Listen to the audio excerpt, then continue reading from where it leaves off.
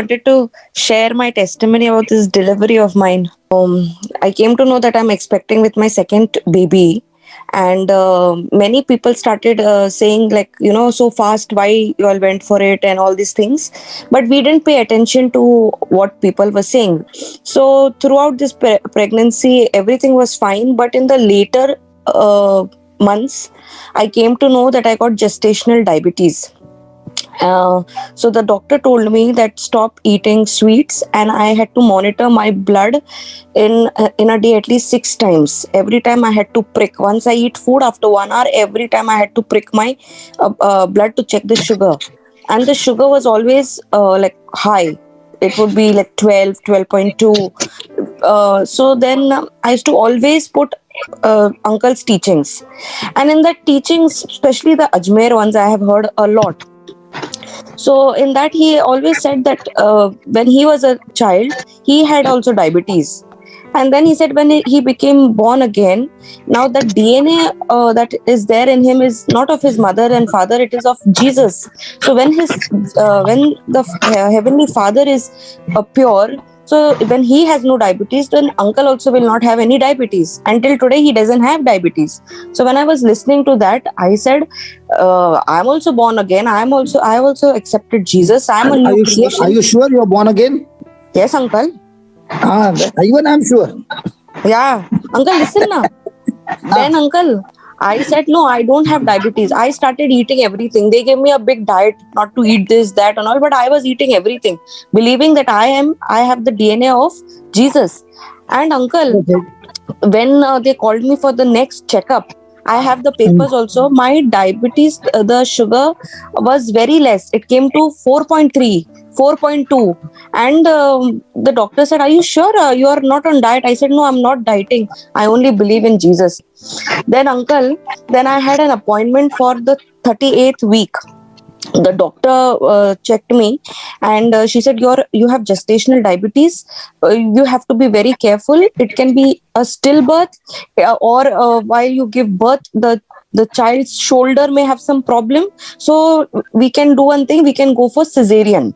So I used to always confess the prayer Sister Nisha, Sorry.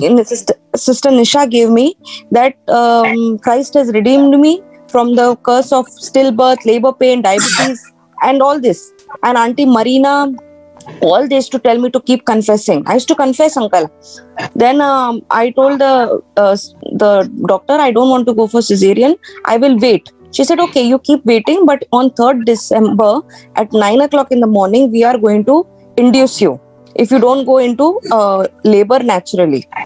So they booked me for my induce on 3rd December. Now, uncle, at 1:30 on the 28th, suddenly I started getting terrible pain on my left side leg. My left leg was paining so badly I couldn't walk also, and I do not know what was happening. So 1:30 in the night, we went to hospital, and when they checked me, I have not told this to anybody, even you don't know, uncle. They said that I have a big cyst in the groin, and I have to do ultrasound, and it is very dangerous. So they told me, because I was alone in the hospital. Then, uncle, that thoughts of the devil started coming, and the doctor who checked me, she was very shocked, and I could see that tension on her face. Like, she said, oh, what is this? This is such a big lump, and it can be very dash dash dash, all that she said. Then that 1 minute ke liye that tension came ki, Arey, what is this now? Ye kya ho gaya? And how to do ultrasound, because it was very late in the night, and Kevin was with my daughter in the parking. Then I told the doctor, I said, you give me painkiller, I will go home. I will see to it after the delivery is done. And uncle, I couldn't walk. There were so many who phoned me also from JCILM, and they themselves have noticed that I couldn't even speak. The pain was so much, but my teaching was continuously on. And that in Ajmer, when you came second time, remember, uncle, that Stuti hymn, where you have said that give praise to the Lord, and the Lord himself will come, and he will make Fight the everything battle. straight. Yeah, fight the battle, correct. I kept on listening to that, kept on continuously in my house 24 hours. This hymn is to play. Uncle, the next day, Auntie Julieta's son was with us. We went to drop him to the airport. I went walking to the, like in the airport, it's 3 miles walk. We were supposed to go to Terminal 5, but there was no parking. So Terminal 2, from Terminal 2 to Terminal 5, I went walking, uncle. And you know what, uncle? I did not even know my water bag was already punctured. It was leaking. I did not even know. So the pain was still there, but I was walking. And when it was 1st December, everybody from my family was phoning, what happened? Ho gaya kya? I said, no, I'm at the airport. My cousin messaged me saying that, wow, Melarie, it's going to be supernatural delivery. You are at the airport and today's your due date. I said, yes, everything is okay. Just that leg pain is there, but in the name of Jesus, it is gone. And uncle,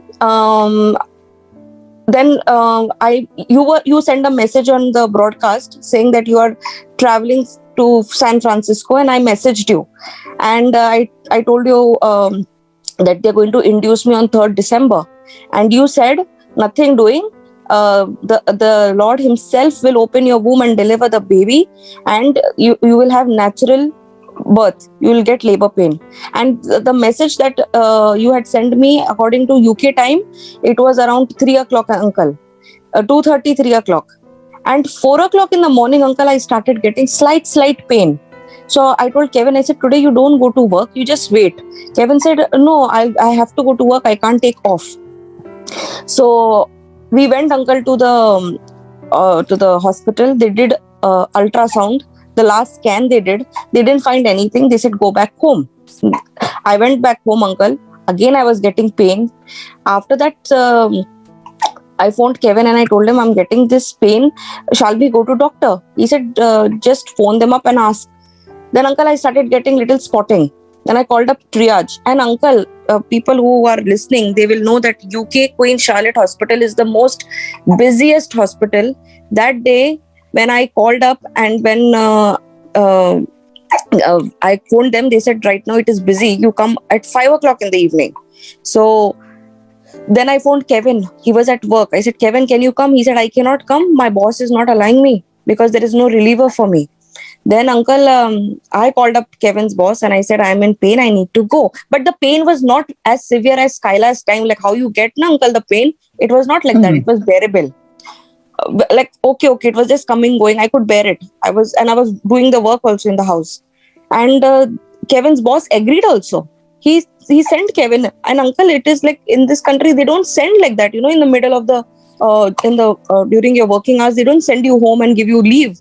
But that boss, he sent, and he's a new boss. He sent, uncle. We went to hospital.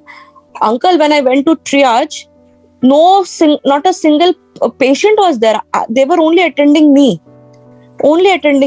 And then she said, okay, let me check whether your water bag is burst. So she checked and she said, your water bag is from the, like, where the baby's legs are, from there it is almost finished. Only the water is there next to the head. So we'll induce you and you wait for some time. I said, no, we'll wait for the pains. I said, they put me on the monitor, baby's heartbeat, everything was okay. Then they said, we have to get you admitted because it looks a bit risky, she said. So I told Kevin. So they admitted me in the antenatal, and Kevin and Skyla was at home. Now, uncle, my daughter never stayed without me. And Kevin, most of the time, he's at work. So she's always with me. But how God is so faithful. Remina, you know Remina and uncle? Yeah. From JCILM. Their mommy and daddy came all the way from Reading to my place to look after my daughter. See, uncle, how God is so good. Wow. Yes. And they came home to my place. They made food. But the hospital said that we cannot allow Kevin because of the new COVID variant. So I was in the hospital only. And remember, uncle, you said continuously say Galatians 3:13 and 14. Keep saying. When I went to the hospital, the net was not very strong. So I wrote it down on the piece of paper. I kept on saying, the pains were coming. I kept on saying. Uncle, when that nurse came to check, she said, you're already 2 centimeters dilated. So we'll wait. We can go for normal. We'll wait. I said, okay. Then the devil started, talking to me. Arey, you're all alone. Today you have nobody. And when you were you took care of your mother, father, everyone you took care. Today for your turn, no one is there. That time I realized in your teaching only, uncle. See, all the messages are coming from your teaching only. You said that you should rejoice when you are alone because you have time to pray. you should not feel like, oh, I'm lonely. Don't let those thoughts come. Always rejoice, because you have time to pray, you have time to be with the Lord. And I told Kevin, now don't message me. I put my net off, and uncle, I was praising and thanking, and I was listening to that hymn, because I'd recorded that hymn. I recorded concerning worry and fear in my voice, and Galatians 3:13-14 kept on playing. And in that ward, only two ladies were there, one me and the front one. And I gave her also. She was a Muslim lady. I said, you also say, see, I'm not getting pain. You also say. Uncle, at 9 o'clock, they came to check me. I was 7 centimeters dilated. And uncle, I did not know how 7 centimeters, because the pain is terrible. But this time I didn't have that terrible pain. It was very normal, like how we have period pain, like that it was, uncle.